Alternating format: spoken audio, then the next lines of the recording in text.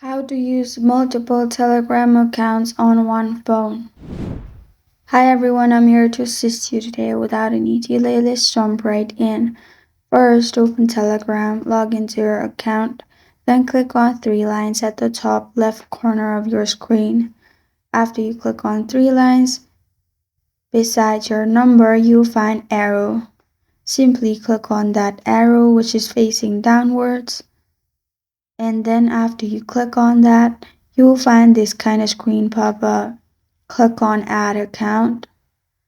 After you click on add account, you'll find this kind of screen pop up. In here, you'll be able to add your phone number, which is your another Telegram account. And after you have logged in, you can simply log in or switch account directly by clicking on arrow which was beside number. And this is how to use multiple Telegram accounts on one phone. Thank you for joining me today. If this video helps you out, please leave a like and subscribe for more.